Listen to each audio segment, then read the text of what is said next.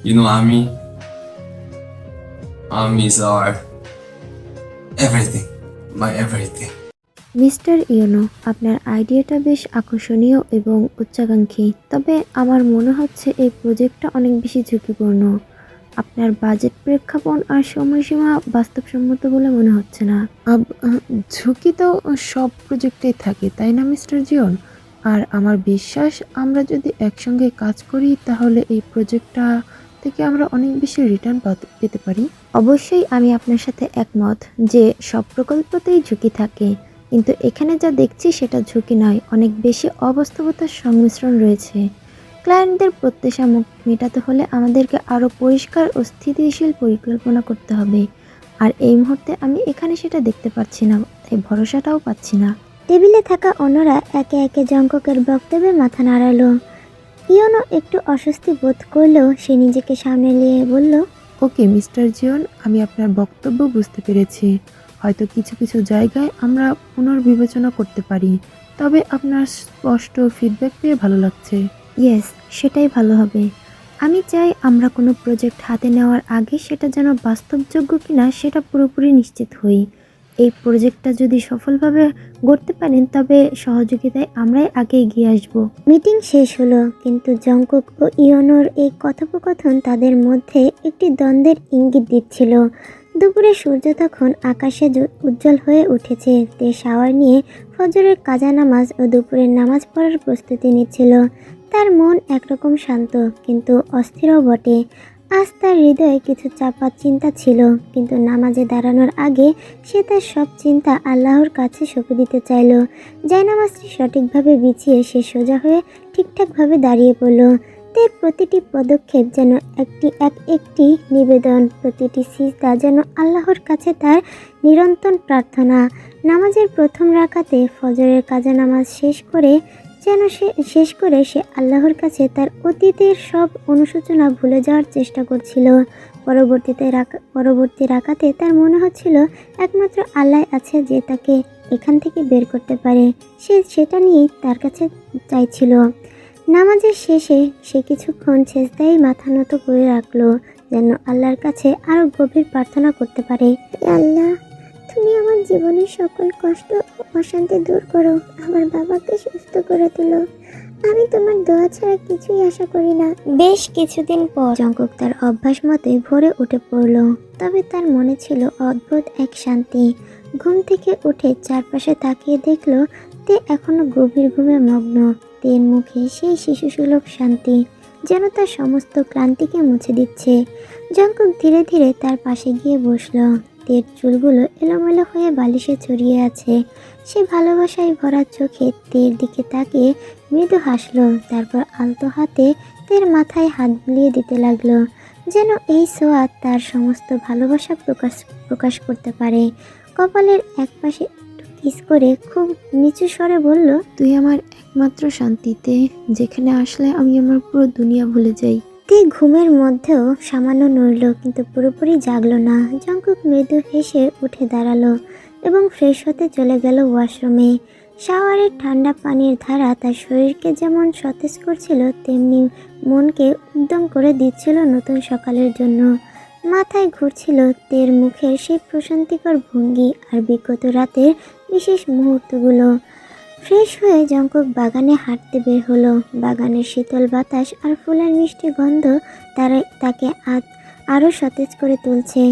চারপাশের প্রকৃতি সজীবতা দেখে তার মনে হলো আজকের দিনটা নতুন কিছু নিয়ে আসবে। কিছুক্ষণ হাঁটাহাঁটি করার পর সে ফিরে আসলো তার রুমে।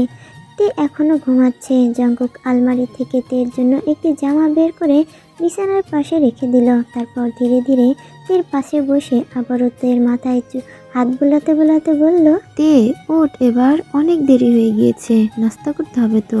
তে ভ্রু কুঁচকে জঙ্গকের দিকে তাকালো। তার চোখে খানিকটা অবিশ্বাস আর মৃদু রাগের ছায়া। তারপর ঠোঁট গোল করে বলল, হঠাৎ আমার জন্য এত দরদ কিসের? নতুন কিছু? জঙ্গক তার কথা শুনে হাসিটা চেপে মৃদু গলায় বলল, তোর প্রতি দরদ আমার সারা জীবনই ছিল, কিন্তু তুই কখনোই বুঝিসনি। আপনার এসব আদিক্ষেতা আমার কাছে বিরক্ত লাগছে, সরুন তো।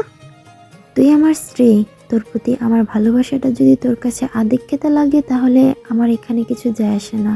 তের রাগ ক্রমশই বেড়ে গেল, তার চোখ লাল হয়ে উঠল। সে ধাপ করে জঙ্কুকের সামনে এসে তার কলার ধরে দাঁতে দাঁত পিষে বলে উঠল, বিয়ে? কিসের বিয়ে? আমি এই বিয়ে মানি না। আমি এই বিয়ে চূর্ণ বিচ্ছিন্ন করে দিব, বুঝলেন? তোর রাগ আমি বুঝতে পারছি, বাট তোর রাগে কোনো কিছু বদলাবে না তে। তুই চাইলেও এই সম্পর্ক শেষ করতে পারবি না, কারণ তুই আমার স্ত্রী, আমি তোর স্বামী। আমরা একে অপরের প্রতি দায়বদ্ধ। আশা করি এটা তোর মনে থাকবে সারা জীবন। আপনার এই দায়বদ্ধতার গল্প আমি শুনতে চাই না। আমাকে নিয়ে আপনি যা খুশি করেছেন, কিন্তু আমার জীবন আমার মতো চলবে। আমি এই বিয়েতে বন্দী হতে চাই না। আপনি আমাকে রক্ষিত করে রাখার জন্য এই বিয়ে করেছেন, তাই না? জঙ্কুকের মুখ ও চোখের দৃষ্টিভঙ্গি মুহূর্তে কঠিন হয়ে গেল। তার কণ্ঠস্বরে একটি শক্তি ঝরে পড়ল। বলল, মাইন্ড ইটতে, তোকে রক্ষিতা করে রাখার জন্য বিয়ে করার দরকার ছিল না। আমি তোকে সম্মান দিয়ে নিজের জীবনে জায়গা দিতে চেয়েছি, তাই বিয়ে করেছি। আর তুই নিজে বিয়ে করেছিস কিসের জন্য ভুলে গিয়েছিস? তোর বাবার প্রাণ বাঁচানোর জন্য তুই বিয়ে করেছিস। ভুল বলছি আমি? হ্যাঁ, আমি আমার বাবার জন্য বিয়ে করেছি। তার জীবন আমার কাছে অনেক বেশি গুরুত্বপূর্ণ ছিল। আপনি কি ভেবেছেন আমি আপনার প্রেমে পড়ে গিয়েছি? না, কখনোই না। এই বিয়ে আমি কিছুতেই মানব না। এটা আমার কাছে একটা বন্দি দশা ছাড়া কিচ্ছু নয়। হ্যাঁ, আমি জানি তোর বাবার জন্য তুই ত্যাগ স্বীকার করেছিস, সেটাকে আমি সম্মানও করি। কিন্তু তুই যা ভাবছিস আমি তোকে বিয়ে করেছি বন্দি করে রাখার জন্য, কখনোই না। তোর ভালো চেয়েছি, আর তুই আমার জীবনের বড় একটা অংশ হয়ে গিয়েছিস তে। আপনার ভালো চাওয়া আমার জন্য বিষাক্ত হয়ে দাঁড়িয়েছে। আপনি আমার জীবনের সমস্ত কিছু কেড়ে নিয়েছেন, স্বাধীনতা কেড়ে নিয়েছেন। আমার জীবনের সব সিদ্ধান্ত আপনি নিয়েছেন। এটা ভালোবাসা নয়, এটা জোর জবরদস্তি। তোর এই ইচ্ছা অনিচ্ছা সব আমার হাতে। সো বেবি, এত হাইপার হওয়ার কিচ্ছু নেই। যাও ফ্রেশ হয়ে নাও, ফ্রেশ হয়ে নিচে আসো, আমি অপেক্ষা করছি। ইউ নো, আমি আবার বউ ছাড়া নাস্তা করে শান্তি পাই না। আপনি প্লিজ এই বউ বউ বলা বন্ধ করুন। আমি এই সম্পর্ক মানি না, বুঝলেন? তুমি মানো বা না মানো, তোমাকে আমি বউ ভুলেই ডাকবো, সারা জীবন ডাকবো। আর তুমি সেটা একদিন নিজের মুখেই মেনে নেবে। ঠিক আছে, আমি ফ্রেশ হয়ে নিচে আসছি, কিন্তু আমি আমার সময় মতো আসবো, আপনার ইচ্ছা মতো না। ওকে, নো প্রবলেম সুইটার্ট। আমি না হয় খালি প্লেটেই তোমার বকবক শুনবো। আমার একটাই বউ, বুঝলে? আমার আবার আমার বউয়ের জন্য অঢেল সময় আছে।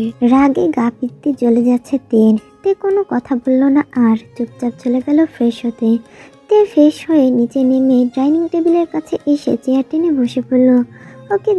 ওকে বসতে দেখে জঙ্কুক প্লেটে ব্রেকফাস্ট দিতে দিতে বলল, আজকাল তুই কাজের প্রতি বেশ অবহেলা করছিস।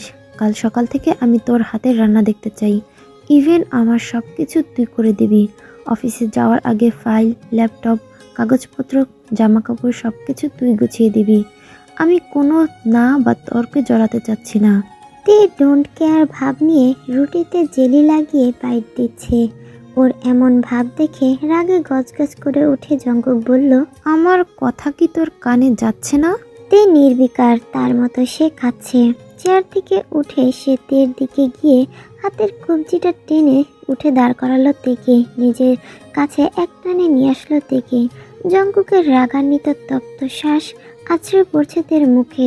দাঁতে দাঁত পিষে জঙ্কুক বলল, সমস্যা কি তোর? আমার সমস্যা আপনি।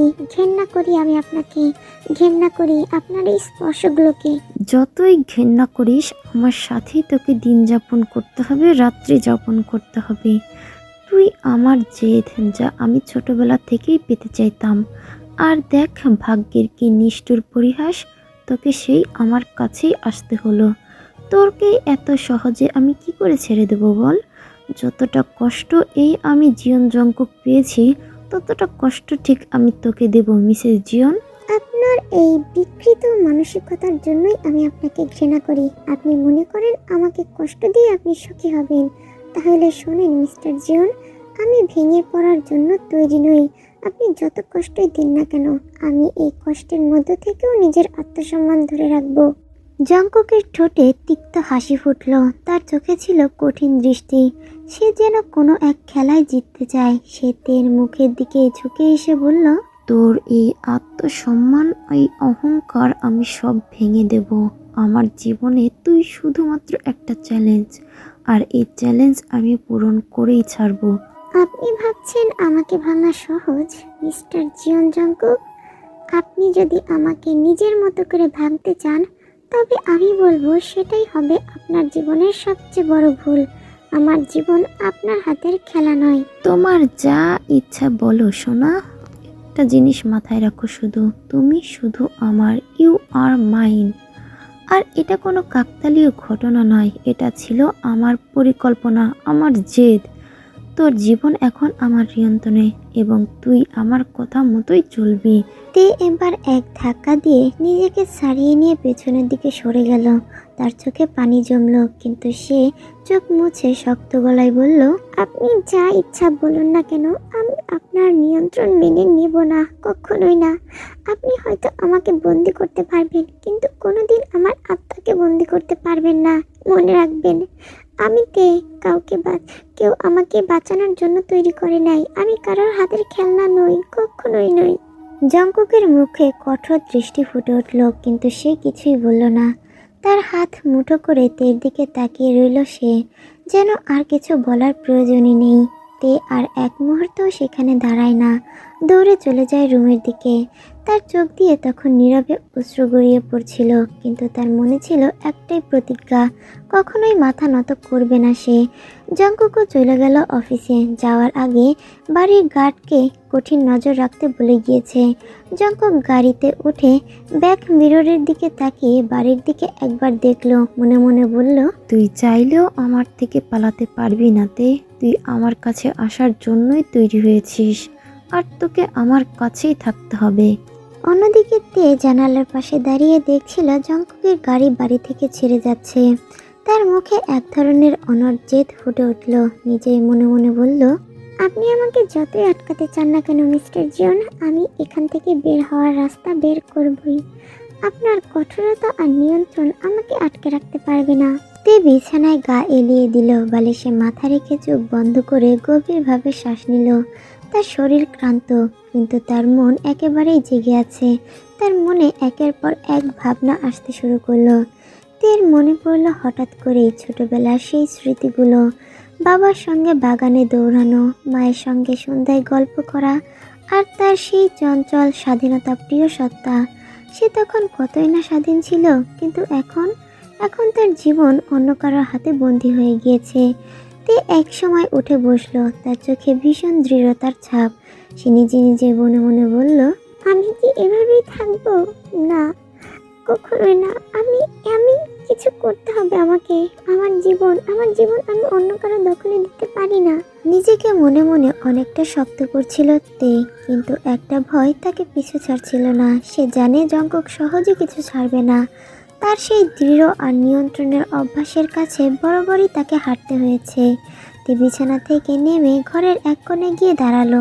জানালার বাইরে তাকিয়ে দেখলো বাগানের মাঝখানে দাঁড়িয়ে গার্ড তার উপরে নজর রাখছে। তার ঠোঁটের কোণে এক নিঃশব্দ হাসি ফুটে উঠল। আপনার এই নজরদারি ভেঙে ঠিক আমি একদিন বের হয়ে যাব মিস্টার জিয়ন জঙ্কুক। আপনি শুধু দেখবেন আমি কিভাবে নিজের জন্য নিজের জীবন ফিরিয়ে আনি।